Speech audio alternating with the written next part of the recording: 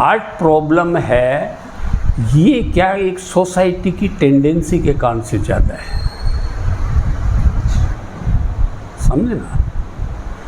कुछ तो ऐसे हैं कि जैसे कि मान लो 30% और ऐसे हैं जो फैमिली टेंडेंसी होती है, हेरिडिटरी होती है। मैं यहाँ फतेहपुर में प्रैक्टिस कब शुरू की थी? 88 में अशोक पुरोहित के साथ में आया था। 88 में आपने भर्ती हाउस में अशोक पुरोहित जी के साथ प्रैक्टिस शुरू की। और आपने ये MBBS कहाँ से किया? कब? बीकानेर से किया था 72 में। तो उस समय सिलेक्शन किस आधार पे होते थे? सिलेक्शन नीट वगैरह से होते हैं? नहीं, उस टाइम होता था आपको इंटर होती थी 12th का। अच्छा। तो उसके अंदर आपकी परसेंटेज क्या है स्टेट वाइज। नॉर्मली उस टाइम जैसे कि फर्स्ट डिवीज़न आना बहुत बड़ी बात होती थी। जैसे मेरे को 59% आया था, फिर भी मेरा बहुत ऊपर में नंबर था, ये पोजीशन होती थी। 51 तक का एडमिशन हो जाता था, क्योंकि रीज़न क्या था कि पहले 11 तक तो हिंदी कोर्स होता था। अच्छा। और 12th में आते ही ऑल ऑफ सडन इंग्लिश में सब कुछ हो जाता था, फिज़िक्स, केमिस्ट्री और मैथ, ये दोनों। तो वो बहुत डिफ़िकल्ट हो जाता लड़कों के लिए। कठिनाई कुछ नहीं थी, पहले क्या था कि ये चीज़ें नहीं थी, जैसे साइंटिफिकली एडवांस नहीं था एक। और दूसरा मेरे लिए सबसे बड़ी चीज़ थी कि डॉक्टर IN सोपती के साथ मैं 2 साल रहा था, और आज मैं उनको भी सुबह शाम याद करता हूँ। वो डॉक्टर नहीं थे, वो मेरी नज़र में भगवान थे।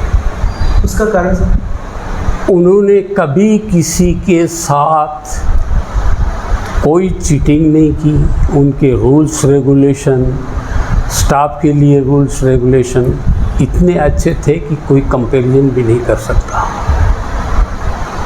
अगर उनकी परमिशन बगैर सुखाड़िया भी उनके हॉस्पिटल में इंटर नहीं हो सकता था, ये रूल था कि वार्ड में नहीं जा सकता था, चीफ मिनिस्टर होते हैं।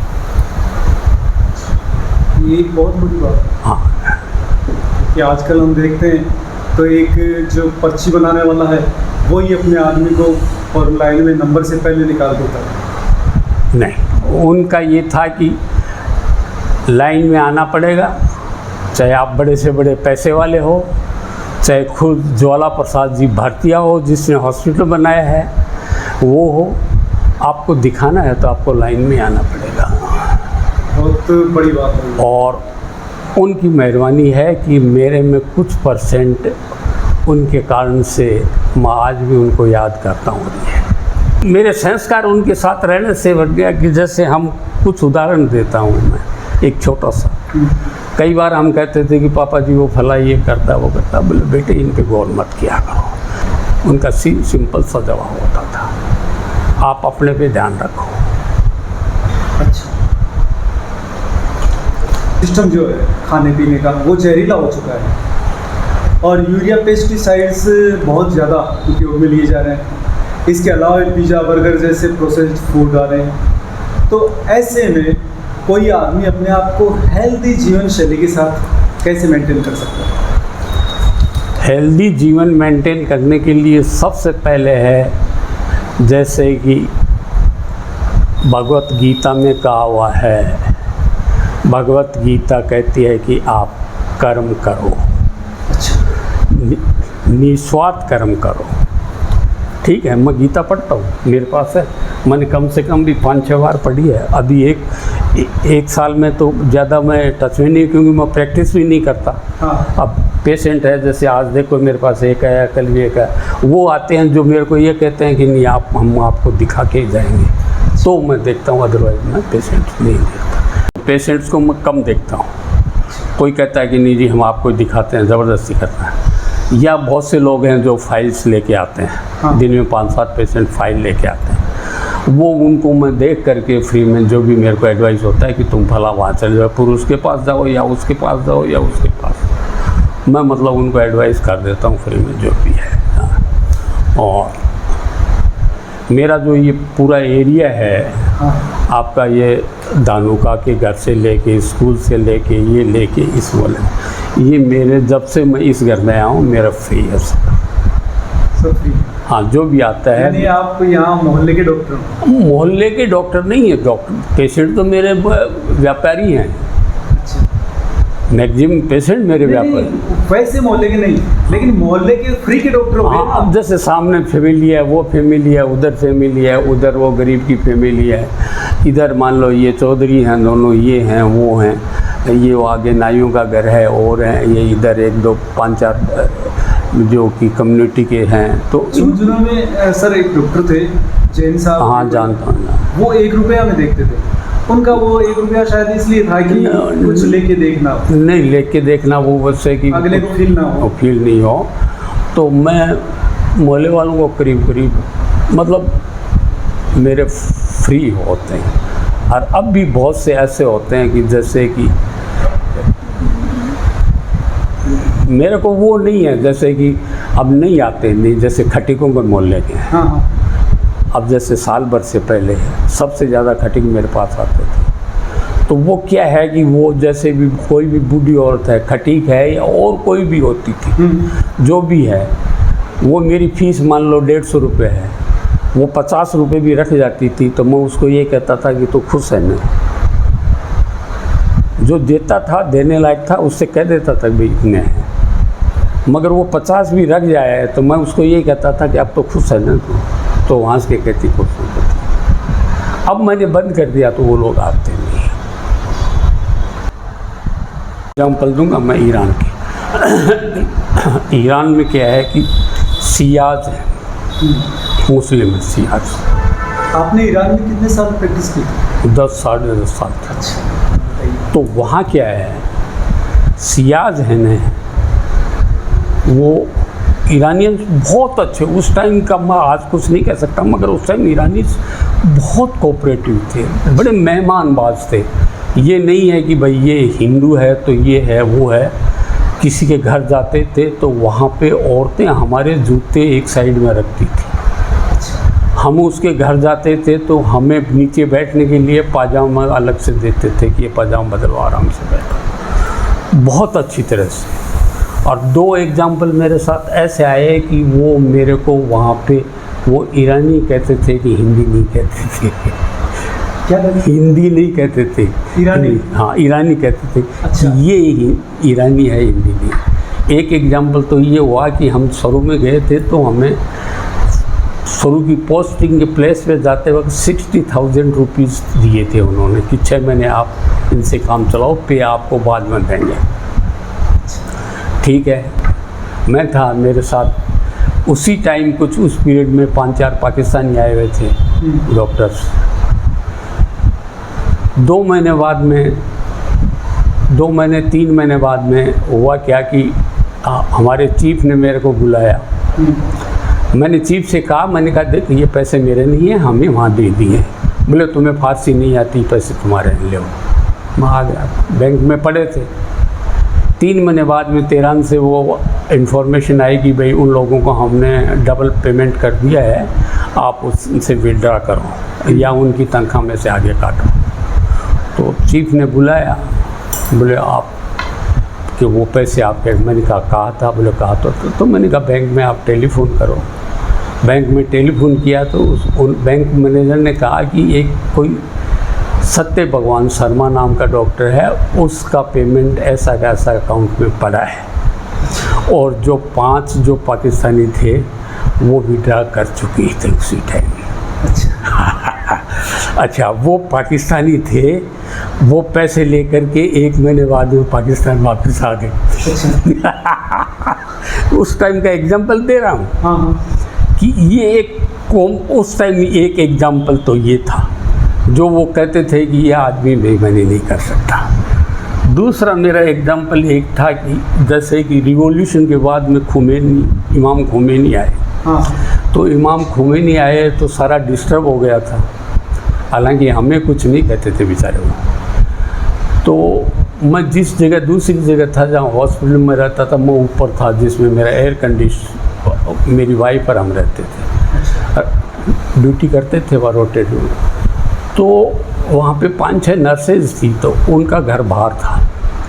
तो रात को 2-3 लड़के उनके घर में घुस गए, तो वो हंगामा हो गया। वो लड़कियों ने आके कहा कि ऐसा हो गया, वो हो गया, ये। तो वहाँ चीफ वगैरह ने कोई उनका ध्यान नहीं दिया, बोले कुछ नहीं, हम पुलिस को कह देंगे, ये कह देंगे। वो लड़कियाँ मेरी मिसेज की फ्रेंड थी, नर्सेज 5। तो इसके साथ में बात हुई, तो मैंने उनसे कहा कि तुम ऐसा करो, जब तक तुम्हारा अरेंजमेंट नहीं हो जाए मैं हमेशा नाइट ड्यूटी करूँगा, और तुम मेरे रूम क्वार्टर में इतनी जगह है कि तुम मेरी मिसेज के साथ रहो। तो वो लड़कियाँ 1 महीने तक मेरी मिसेज के साथ नाइट में वहाँ रहती थी, और मैं नाइट ड्यूटी करता था। जब वो कंप्लेंट डायरेक्टर के पास गई, डायरेक्टर आया और वो गर्म हुआ और ये हुआ और पूछा सबको, ये है वो है, तो बोले जी, बोले सबसे अच्छा तो जो क्वार्टर है वो डॉक्टर शर्मा का है, वो खाली करवा देती हैं, ये लड़कियां वहाँ रह लेंगी, शर्मा बाहर रह लेगा। उन लड़कियों को बुला करके कहा कि आप उसके क्वार्टर में रहो और वो बाहर रह लेगा। लड़कियों ने, वो ईरानी लड़कियां इतनी सिंसियर थी, उन्होंने कहा डॉक्टर शर्मा की क्वार्टर में हम मरे ही नहीं रहेंगे, तुम कहाँ थे 1 महीने डायरेक्टर होकर के। उस आदमी ने, फॉरेनर होकर के, उसने हमारी इतनी केयर की कि अपनी वाइफ के साथ 1 महीने तक वो नाइट ड्यूटी देता रहा और हम उसके घर में रहे। तो उस डायरेक्टर ने कहा नहीं, इस आदमी का क्वार्टर खाली नहीं करवाएंगे। वो आपकी तो जो व्यवहारिकता थी है, उसी की वजह से उन्होंने आपका पक्ष लिया। हम पक्ष लिया, उसने कहा नहीं, ये खाली नहीं करवाएंगे, इससे नहीं करवाएंगे, इनको दूसरा अरेंज कर देंगे इनको। तो मतलब वो कहते थे कि ये ईरानी है, बोले हमारे डायरेक्टर नहीं सोच पाए, जो इन दोनों हस्बैंड वाइफ ने ये काम कर दिया, और वो लड़कियों ने बड़े ठाट से मेरी वाइफ के साथ रहती थी। ये थोड़ा सा कि आजकल बच्चों का मानसिक स्वास्थ्य काफ़ी कमज़ोर होता है, खासकर ये जो मोबाइल गेम्स वगैरह चलें इसके बाद। एटलीस्ट बच्चों को एक्चुअली अर्ली एज में मोबाइल नहीं देना चाहिए, हैबिट फॉर्मेशन कतई नहीं करनी चाहिए। बच्चों को मोबाइल उस टाइम देना चाहिए कि जब वो 9th-10th में आ जाता है, या मतलब 8th 9th 10th उसमें, तो वो क्या है कि एजुकेशन के हिसाब से वो अपने किसी भी टॉपिक पे आगे से आगे जा सकता है। उससे पहले वो क्या करेगा कि सारी की सारी ऐसी चीज़ें देखेगा जिससे उसका वो एडिक्ट होता जाएगा, और वो अपना स्टडी में इतना इंटरेस्ट नहीं रहेगा उसको। तो ऐसी स्थिति में मानसिक स्वास्थ्य जब कमज़ोर है, तो वो बच्चा नीट जेई वगैरह की तैयारी भी कैसे करेगा? नहीं कर सकता, वो नहीं कर सकता। ये मैंने बताया नहीं कि तो आपके अकॉर्डिंग उसको 9th के बाद में मोबाइल देना चाहिए? उस एज में देना चाहिए जिस एज के अंदर वो स्टडी के रूप में उसको यूज़ करने लगेगा। हाँ, वो स्टडी के लेवल पे यूज़ कर रहा है। भाई जैसे कि कोचिंग में ये बताया, ये चीज़ ये यहाँ डिफ़िकल्टी है, अपना मोबाइल उठाया, देखा, उसको, ये कॉमन है। अदरवाइज वो क्या कार्टून देखेगा। तो अमूमन जैसे कि मेरे जैसे कि बच्चे जैसे पोते हैं पोती हैं छोटे हैं, तो मेरी जो बूहें हैं वो अभी 6-7 साल बच्चों को मोबाइल तो वो टच करते ही नहीं। उनको डर लगता है कि मोबाइल के हाथ लगा लिया तो मम्मी मारेगी, सॉरी ये गिर जाएगा। टीवी भी वो कार्टून 1 या 1.5 घंटे से ज़्यादा दिन में नहीं देखते। वो कहती है मोबाइल उसी एज में देना चाहिए जब बच्चा एजुकेशन के मामले में उस पर सर्च करने लग जाए कि ये टॉपिक इस तरह से, ये टॉपिक इस तरह। उससे पहले मोबाइल से आप बच्चा, बहुत रेयर कोई होंगे कि 2% 5% जो सर्च करने में एजुकेशन में उसको काम में लेते होंगे, मगर उसमें 7th 8th इनमें मोबाइल ज़्यादा इतना यूजफुल नहीं है। समाज में हार्ट और कैंसर, हाँ, ये 2 रोग बहुत ज़्यादा चल रहे हैं और इनकी इतनी भयावहता है कि आदमी इनके नाम से भयग्रस्त है। तो इसके बढ़ने का क्या कारण है और इससे बचा कैसे जा सकता है? हार्ट प्रॉब्लम है ये क्या एक सोसाइटी की टेंडेंसी के कारण से ज़्यादा है, समझे ना। कुछ तो ऐसे हैं कि जैसे कि मान लो 30% और ऐसे हैं जो फैमिली टेंडेंसी होती है, हेरिडिटरी होती है, जिसमें कि 50-60 जो भी है उसके बाद में कोई भी हार्ट की प्रॉब्लम आ जाती है, आर्टरीज में, या कोलेस्ट्रॉल वगैरह जो ज़्यादा होने से और से आ जाती है। अदरवाइज 70% अगर कोई भी आदमी इतना टाइम निकाले कि 1 घंटे हार्ड लेबर करे कि ये नाली भी मेरे को साफ़ करनी है, घर में अगर गंदगी है तो झाड़ू भी देनी है, मेरे को वॉकिंग भी करनी है, मेरे को योगा भी करना है, ये सारे काम कर कर के और खाने में एकदम लिमिट में अपना एक शेड्यूल बना ले कि ये चीज़ें मेरे को इस तरह से खानी, ये प्रिकॉशन ये ज़रूरी है। अब मैं 79 में क्रॉस कर गया हूँ। अच्छा। और हमारे फैमिली टेंडेंसी है हाइपरटेंशन की, ब्लड प्रेशर की। अच्छा। मेरे को 28 में हाइपरटेंशन हो गया था, मगर उसके बाद में मैंने मेरी हेल्थ को, मैं सुबह 4:30 बजे उठता हूँ, सारा घर का गेट वेट खोलता हूँ, बहुत से रूम जो हमारे 2-3 हैं जो ख़ास हम यूज़ करते हैं, अभी हमारे पास हम हस्बैंड वाइफ हैं या लड़का बड़े वाला हो, बूढ़े सारी बाहर हैं, तो मैं पोछा भी देता हूँ। मैं एक भी दिन, अब जैसे बरसात में तो क्या करूँ, नहीं ऐसा कोई दिन नहीं है कि मैं वहाँ से लेके यहाँ तक नाली साफ़ नहीं करता हूँ। ये आप आश्रम में नाथ जी को पूछ लें, वो कहेंगे कि वो डॉक्टर इतना काम करता है, वो जाते हैं उनको कहता है कि सुसरे तुम कुछ नहीं करते। मैं एक्सरसाइज भी करता हूँ, खाना मेरा लिमिट का है, मेरा दूध है, दही है, फ्रूट्स है। शौक़ से मन जैसे है कि भाई हफ्ते में 2 दिन 4 दिन 2 दिन 3 दिन कभी कोई स्वीट्स वगैरह ले ली या और कोई चीज़ की हो गई। और अब तो हम हस्बैंड वाइफ रहते हैं तो हमने मैगी वेगी कुछ नहीं है, हमारा सिंपल सा है। मतलब 40 या 50 की एज के बाद में और सिंपल खाना कर देना चाहिए शाम का। खाने के अलावा आपको उतना मेहनत करनी, फिजिकल वर्क होना ज़रूरी है।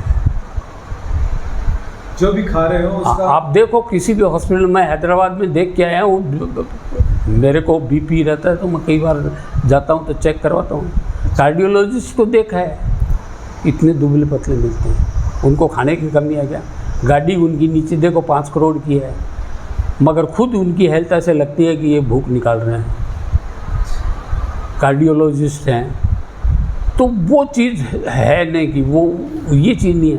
आप देखो, अब अपने यहाँ फतेहपुर में मैं आपको बता रहा हूँ, मैं खड़ा खड़ा इनको बता रहा था कि इस भले आदमी को देखो, इनको पेट आ रहा है, आज इनकी है 25 साल में 20 साल में ये पोजीशन है, आगे इनका क्या होगा। जैसे आप जो ये हार्ट के बारे में बता रहे हैं ये रियलिटी है, और कैंसर का ये है कि अब जो ज़्यादा हो रहा है ये यूजुअली, वैसे तो खैर नेचुरल एज के हिसाब से होने के सब पहले मालूम नहीं था ना, साइंस इतनी डेवलप नहीं थी कि कोई आदमी मर रहा है, पेट में ये हो गया वो हो गया, इतना आइडिया भी नहीं था लोगों को। और दूसरा क्या है कि अब जो खाने में जो पेस्टिसाइड्स वगैरह और जितना भी जो है ना, ये बहुत काउंट होता है इनकी वजह से। हाँ, और ओल्ड एज में तो ये चीज़ किसी को भी हो सकती है, कोई कुछ नहीं कह सकता। मेरे को भी हो सकती है, दूसरे को हो सकती है, उसको भी हो सकती है। इससे बचने के लिए आपको क्या लगता है, क्या करना चाहिए कि कैंसर से बचा जा सकता है? खासकर एक पानी, आजकल लोग कह रहे हैं कि एक एनर्जिक वाटर है। देखो, कहने को अब मैं कितना हो सकता है मैं 100% गलत हो, मगर मेरा जो ओपिनियन है वो मैं दे रहा हूँ। मैं कह रहा हूँ कि हर आज घर में अगर जगह है तो हर इंसान को अपने मकान के साथ में वाटर हार्वेस्टिंग का टैंक बनाना चाहिए और बरसात का साफ पानी उसको यूज़ करना चाहिए। बरसात का पानी, अलग पानी। हाँ, जैसे मैंने बना रखा है। एक तो ये है। हाँ। और दूसरा, कभी भी फ्रूट्स वगैरह या सब्जी वगैरह राख कभी नहीं खानी चाहिए। आते ही उसको पानी में डाल दो, 2-3 घंटे उसको थोड़ा सा नमक डाल दो और पानी में पड़े रहेगी टब में, उसके बाद में उसको धो करके आप निकालो। ये रूटीन है बस। अब बाकी तो और कुछ कह नहीं सकते कि उनमें क्या है क्या तो नहीं। ये जो रोज़मर्रा के खाने पीने के सामान है, जिनको आपको धो करके नमक के पानी में धो के बहुत थोड़ा सा स्लाइटली से नमक डाल दें और टब में ये सब्ज़ी फ्रूट सब डाल करके उसको 2 घंटे उसमें पड़े रहने दें। थोड़ा सा नमक डाल दें, उन पे जितना भी पेस्टिसाइड होगा वो नमक से उससे वो बाद में साफ़ करेंगे, वो साफ़ हो जाएगा। अंदर क्या है वो तो अपन कह नहीं सकते, मगर ऊपर जितना भी है डाला हुआ है वो साफ़ हो जाता है। तो आपने ये जो डॉक्टरी का पेशा वो क्यों चुना? आपके दिमाग में ये कैसे आया कि आप डॉक्टरी तो बने? देखो, उस टाइम मेरा गांव है कोलिडा, कोलिडा। तो वहाँ पे उस टाइम एजुकेशन कम थी और मेरी बुआ का लड़का था कलेक्टर। अच्छा। हम 4 भाई थे, तो बुआ का लड़का कलेक्टर था, तो वो थोड़ा सा जब भी आता था तो मेरे फादर वगैरह को कहता था कि इनको पढ़ाओ, ये करो वो करो, मामा जी ये करो। तो फिर मेरे बड़े बड़े भाई थे, उन्होंने बीए ये किया, टीचर हो गए। 2 नंबर का था तो वो थोड़ा सा ईगोइस्टिक ज़्यादा था। अच्छा। तो उसने कहा कि ये जब कलेक्टर बने हैं तो मैं भी कुछ बनूंगा। तो उन्होंने मेरी समझे उस एरिया में सबसे पहले इंजीनियरिंग की थी उसने। अच्छा। हाँ, जोधपुर से। और उसके बाद में वो लास्ट में रिटायर हुए थे, तब वो ऑर्डिनेंस फैक्ट्री के जनरल मैनेजर थे। और आज उनके लड़के हैं जो यूएसए और यूके में अच्छी अच्छी कंपनियों के एक तो सीए है और एक और है। और उन्हीं को देख करके वो हमें डांटते रहते थे, तुम तैयारी नहीं करते, पढ़ते नहीं। तो हमारे भी ये था, चाहे मर जाएं मगर कुछ करना तो है अपने को, बस यही था और कुछ नहीं। हालांकि घर में खाने वाने में उतना पूरा था ही नहीं, इतने थे कि मेंबर्स इतने थे और थे, जो भी मिलता वो खा जाते थे, कोई बात नहीं, कोई कुछ भी नहीं। मगर ये उस टाइम दिमाग में ये था कि मेरे बड़े भाई साहब कहते कि तुम मर जाओगे, रहने दे यार, टीचर ही बन जाना। मैंने कहा कोशिश तो करके देखते हैं, बहुत लकीली नंबर पड़ गया। ठीक। आप अंदर से मतलब स्पिरिचुअल है, तो आपकी वैसे पावर क्या है, ताकत क्या है? मेरी हाँ।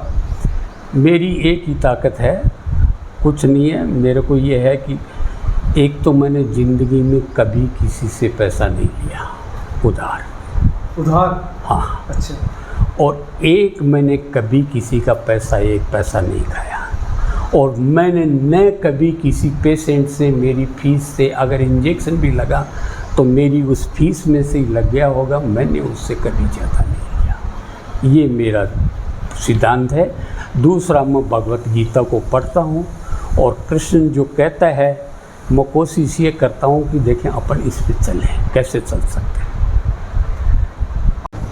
आप आज के चिकित्सकों को, डॉक्टर्स को अपनी तरफ से क्या परामर्श देंगे? इस मामले में मैं कुछ नहीं कहूँगा, क्योंकि अब इतनी मेरी नॉलेज नहीं है कि वो क्या करते हैं, क्यों करते हैं, क्या करना चाहिए। मैं नहीं कहूँगा, वो जो कर रहे हैं सब ठीक है।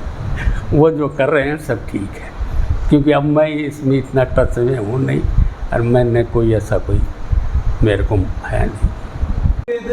और एलोपैथी, इनके बीच क्या सामंजस्य?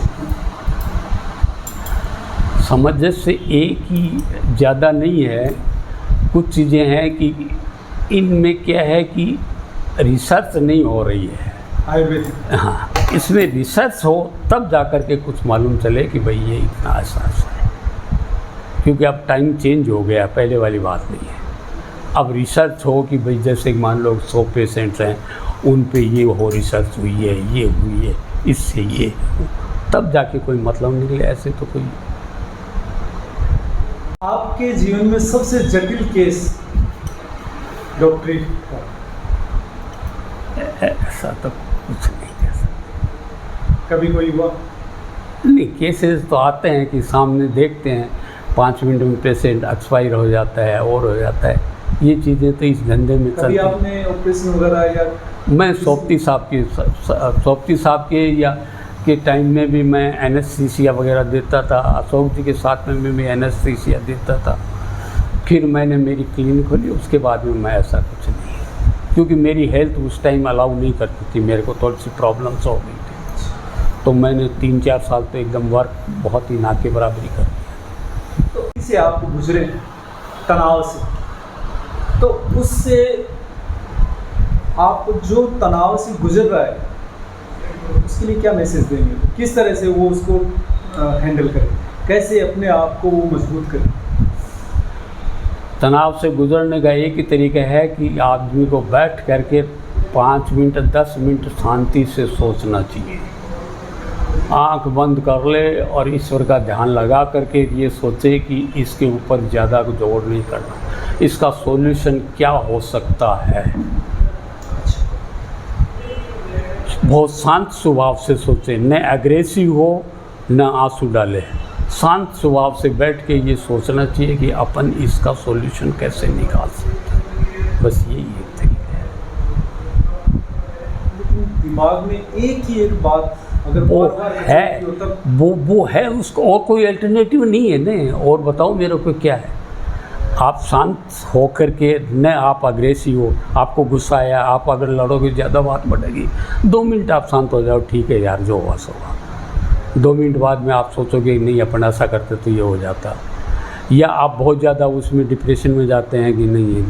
तो उस इन चीज़ों में क्या है कि आदमी को जैसे ये प्रॉब्लम्स आती हैं तो आदमी को शांत होकर सोचना चाहिए कि इसका सॉल्यूशन कैसे निकल सकता है। क्या तरीका बताओ मैं। कभी आपको ऐसा नहीं लगा कि आप अपने पेशे से कम कमा रहे हैं, धन का अभाव महसूस नहीं हुआ? देखो ऐसा है कि मैंने कभी, हालांकि मैंने बहुत कम कमाया शुरू में मैंने बहुत कमाया है, मगर मेरी फैमिली की जो टेंडेंसी, जो परिस्थितियाँ थी न, उनको देखते हुए मेरे को बहुत कुछ करना पड़ा। मेरे बड़े ब्रदर की डेथ हो गई और हो गई, फादर को कैंसर हो गया था और हो गया। तो 10 साल जितना भी मैंने बहुत कमाया और सारा वो उन्हीं फैमिलीज़ पे, उनको जैसे बच्चों को, उनको एजुकेशन, मैंने भाई के बच्चों को भी एजुकेशन दिवाई, जो मजिस्ट्रेट हो गए, कोई ये हो गया, कोई ये हो गया, सारा मैंने वो किया, मगर मेरे को फील नहीं होता। मेरा इतना ही है कि मेरे बच्चे सक्सेस हो गए, बस ये मेरे को। आशीष जी का तो आज में पूरे जो अपना सीकर ज़िला है इसमें एक स्पेशल डॉक्टर के तौर पर नाम है, क्योंकि इनकी क्वालिटी है वो वास्तव में डिफरेंट है। नहीं, वो बताया ना, मैं मेरे बच्चों के मामले में, जैसे कि छोटा बच्चा है वो माइक्रोसॉफ्ट में है, उसकी वाइफ है वो हैदराबाद में बैंक मैनेजर है। 2 नंबर वाला है, उसकी वाइफ है जो बायोटेक्निकल यूनिवर्सिटी गांधीनगर के अंदर असिस्टेंट प्रोफेसर है, पहले इजराइल थी। दूसरा लड़का उसने दूसरे नंबर IIT की, उसने फिर बॉस्टन से उसने MBA किया, थोड़े दिन USA भी रहा, फिर वहाँ से आ गया, अब गांधीनगर में है। या आप जो आपका है ना ये, अब इसके अंदर इंश्योरेंस का वो असिस्टेंट मैनेजर है, ये पेटीएम है ना, हाँ, इसकी, हाँ इसके अंदर असिस्टेंट मैनेजर है। तो बच्चे सब अपना कमाते हैं, कल पट के निकल जाएगा, तो यहाँ कोई नहीं है। वो 2, एक गांधीनगर में फ्लैट ले रहा है अभी, एक हैदराबाद में फ्लैट ले रहा है। वो यहाँ क्यों आएंगे, इसके लिए थोड़ी सोचने की बात है। अगर तीनों यहाँ हों तो बहुत कम पड़ता है, यहाँ नहीं है तो बेकार में टेंशन और सर सोचने से कोई फ़ायदा नहीं है। हमारे पास मियाँ बीबी के पास, जैसे चाणक्य कहता है ना, हस्बैंड वाइफ के पास इतना होना चाहिए बुढ़ापे में कि आपका स्वाभिमान नहीं जाए कि बेटे मेरे को 100 रुपये दे। बस इतना ही है हमारे पास। हम 4-5 साल अगर जिएंगे, 2 साल जिए, 1 साल जिए, 5 साल जिए, हम इनके सामने हाथ नहीं फैलाएंगे। ये हालांकि ना नहीं करने वाले हैं, मगर हम स्वाभिमान हमारा ये है कि हम ये नहीं चाहते। लोग भारतीय धार्मिक ग्रंथों उतना महत्व नहीं देते। आपकी, मुझे लगता है कि भारतीय धार्मिक ग्रंथ ताकत है। जैसा कि आप बता रहे हो चाणक्य के बारे में, भगवत गीता के बारे में, शास्त्रों में। नहीं, ये तो आदमी जब इनके टच में जाता है ना, बेकार बैठा कुछ न कुछ, जैसे मोबाइल में भी आते हैं गीता के, कितनी बार बार आते हैं। आप कोई ज़रूर नहीं कि सारे दिन आप गीता बनाओ। थोड़ा सा मूड आ गया, ठीक है, 15 मिनट 20 मिनट आपने कृष्ण जी ये कर रहे हैं, ये कर रहे हैं, ये कर रहे हैं। आपको अपनी स्पेशलाइजेशन क्या लगती है? क्योंकि ये आमतौर पर खुद से पूछने वाला प्रश्न नहीं है, दूसरे बताते हैं, लेकिन आपको क्या लगता है अपने बारे में? ऐसा कुछ नहीं है, अब कुछ नहीं है, अब मेमोरी के हिसाब से सब नॉर्मल है, कोई कुछ नहीं, कोई स्पेशलाइजेशन नहीं है। ठीक है, बस अब आराम से अपना टाइम कट जाए, जो करते हैं वो करेंगे, जितना टाइम है उतना सही कट जाए। हम अब कभी यहाँ रहता हूँ मैं, कभी हैदराबाद चला जाता हूँ, कभी गांधीनगर चले जाते हैं हम। चलिए आखिरी प्रश्न मैं आपसे पूछ रहा हूँ, बाजारवाद और स्वास्थ्य ये कितना एक दूसरे को प्रभावित करते हैं? यानी स्वास्थ्य को बाजारवाद कितना प्रभावित करता है? देखो, पहला सुख तो निरोगी का है, इसको तो कोई चैलेंज ही नहीं कर सकता। और आप तो इस काम में हो, आपने देखा होगा बड़े बड़े अरबपति, समझे? अभी माइक्रोसॉफ्ट का चीफ जो क्या नाम है उसका,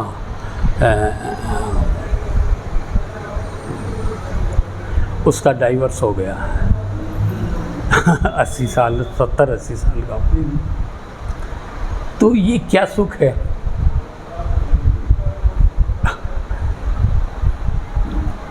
जीवन शैली वैसी अपनी अलग जीवन शैली नहीं है, ये एक चीज़ है जो कि वो जिंदगी को सफल बनाती है। कुछ भी नहीं हो, बुढ़ापे में करना क्या है यार? 2 टाइम थोड़ा खाने को मिल जाए, 2 टाइम चाय मिल जाए, और क्या, सब ठीक है। बच्चे हाँ ठीक है, अपने को कहने की ज़रूरत ही नहीं है, अपना काम कर रहे हैं, ठीक है। बस क्यों अपने इंटरफेरेंस करें, क्यों बहू को कहें कि ये नहीं वो नहीं।